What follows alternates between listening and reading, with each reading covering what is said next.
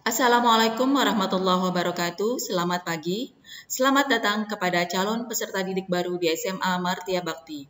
Semoga kalian dalam keadaan sehat walafiat. Amin ya robbal alamin. Perkenalkan, nama Ibu adalah Ibu Neneng Zubaidah. Ibu mengampu mata pelajaran bahasa Inggris. Pada hari ini, Ibu akan memberikan materi cara belajar efektif dan literasi. Semoga bermanfaat dan dapat diaplikasikan dalam kehidupan sehari-hari.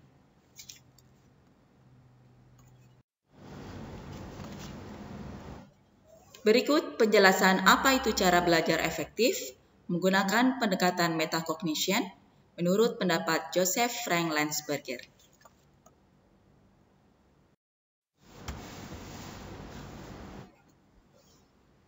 Apa pentingnya memiliki sikap dan kebiasaan belajar yang efektif dan efisien? Berikut penjelasannya. Kita harus tahu dulu definisi dari belajar efektif itu apa. Belajar efektif adalah belajar yang menyenangkan, terjadwal dengan baik, tidak memakan waktu banyak, serta mendapatkan hasil yang maksimal. Jadi kita harus mempersiapkan belajar yang efektif itu seperti apa. Harus yang menyenangkan, nyaman, sehingga akan mendapatkan hasil yang maksimal.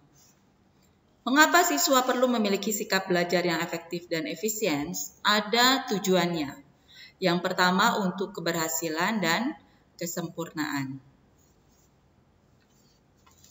Mengapa harus terjadwal dan menyenangkan?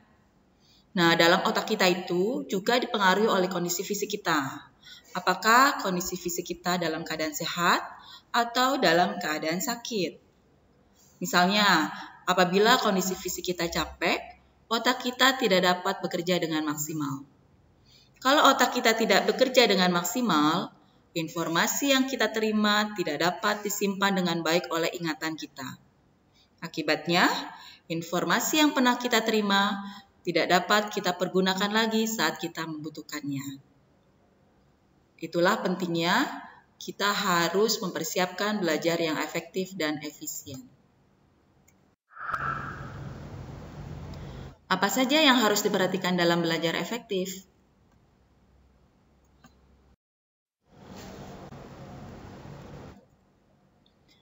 Perhatikan dirimu.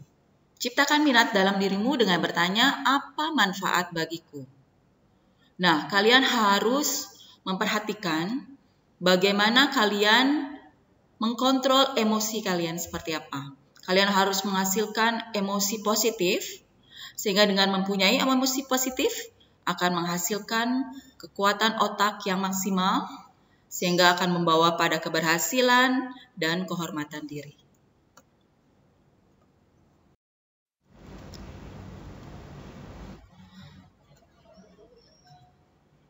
Selanjutnya adalah perhatikan dirimu.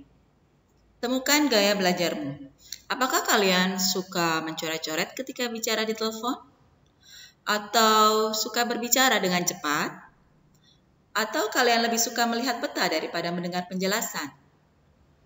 Nah, karakteristik tersebut merupakan termasuk gaya belajar visual. Tapi sebelumnya, kita harus tahu dulu definisi dari visual itu apa. Oke, baiklah. Gaya belajar secara visual yaitu kemampuan belajar dengan cara melihat. Gaya belajar ini digunakan pada orang dengan indera penglihatan yang tajam dan teliti. Kemampuan belajar yang berhubungan dengan ini yaitu seperti matematika, bahasa Arab, bahasa Jepang, simbol-simbol, dan lainnya yang berkaitan dengan bentuk.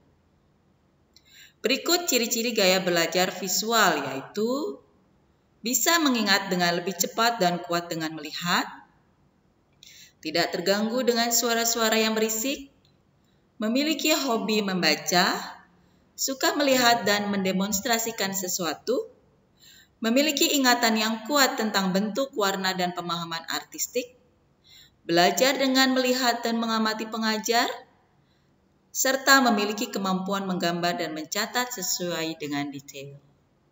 Nah, apakah kalian memiliki gaya belajar visual?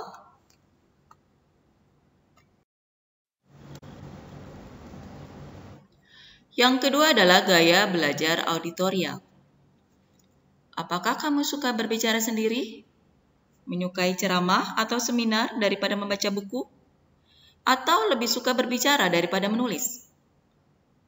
Oke, orang dengan gaya belajar auditori memiliki indera pendengaran yang lebih baik dan lebih terfokus. Orang dengan gaya belajar ini mampu memahami sesuatu dengan lebih baik dengan cara mendengarkan. Hal yang berkaitan dengan proses menghafal, membaca, atau soal cerita.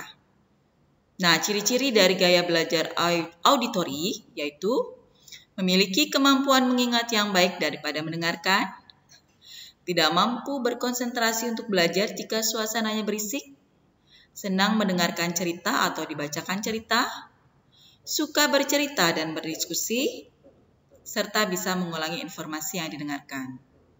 Apakah gaya belajarmu auditorial?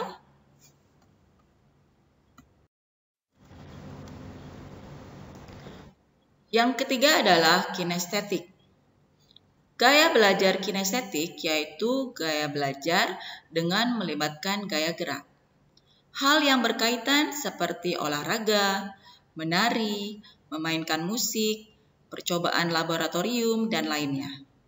Gaya belajar ini efektif untuk anak yang menyukai gerak dan gambaran imajinasi berdasarkan gerakan. Ciri-ciri gaya belajar kinestetik yaitu ketika menghafal dengan cara berjalan atau membuat gerakan-gerakan.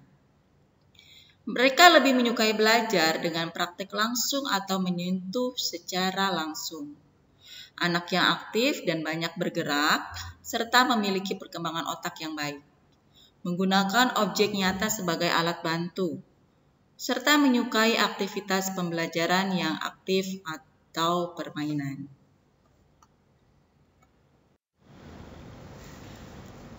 Anak dengan gaya belajar global memiliki kemampuan memahami sesuatu secara menyeluruh.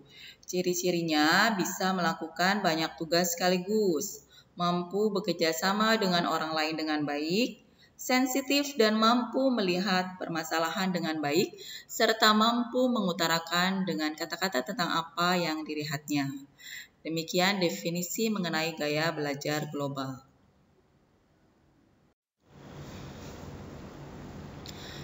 Yang terakhir adalah gaya belajar analitik. Nah, anak dengan gaya belajar ini memiliki kemampuan dalam memandang sesuatu cenderung ditelaah terlebih dahulu secara terperinci, spesifik, dan teratur. Nah, ciri-cirinya berfokus mengerjakan tugas, tidak akan beralih ke tugas berikutnya jika belum selesai. Berpikir secara logika, tidak menyukai jika ada bagian terlewatkan dalam satu tugas, belajar konsisten dan menetap, serta menilai sesuatu berdasarkan fakta-fakta.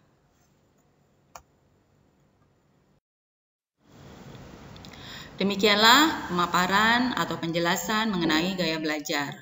Semoga kalian bisa menentukan kalian termasuk gaya belajar apa. Nah, kalian harus membuat rencana belajar efektif sehingga kalian akan menghasilkan keberhasilan dan kesempurnaan. Jadwalkan waktu untuk belajar setiap sesinya, pilih tempat yang nyaman, rencanakan juga untuk deadline. Jadwalkan waktu belajarmu sebanyak mungkin, pagi, siang, dan sore. Jadwalkan review bahan pelajaran per minggu. Hati-hati jangan sampai diperbudak oleh jadwalmu sendiri. Ingat ya, belajar semalam tidak akan efektif. Selanjutnya adalah literasi. Menurut Elizabeth Sulby, 1986, literasi ialah kemampuan berbahasa yang dimiliki oleh seseorang dalam berkomunikasi, membaca, berbicara, menyimak, dan menulis dengan cara yang berbeda sesuai dengan tujuannya. Jika didefinisikan secara singkat, literasi yaitu kemampuan menulis dan membaca. Berbicara tentang literasi, pasti ada kaitannya tentang perpustakaan sekolah.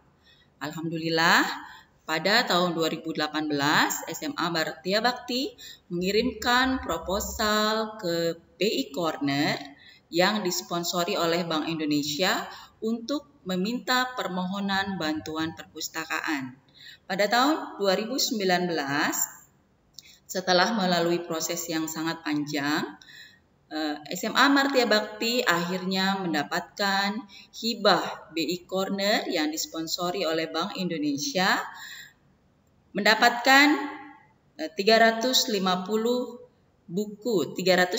eksemplar buku, serta 1 lemari, seperangkat TV, seperangkat komputer, 2 sofa, karpet, stand lamp, serta pohon. Nah, ini alhamdulillah yang didapatkan oleh SMA Martia Bakti yang disponsori oleh Bank Indonesia. Nah, perpustakaan tersebut dinamakan BI Corner.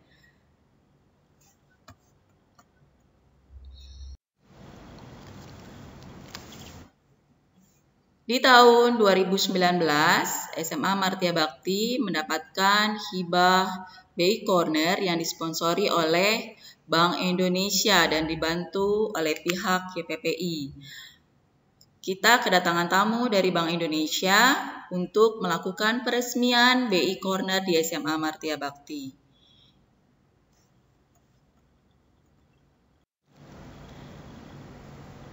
Kalian boleh berkunjung ke perpustakaan sekolah yang ada di lantai 1 di samping ruang broadcasting.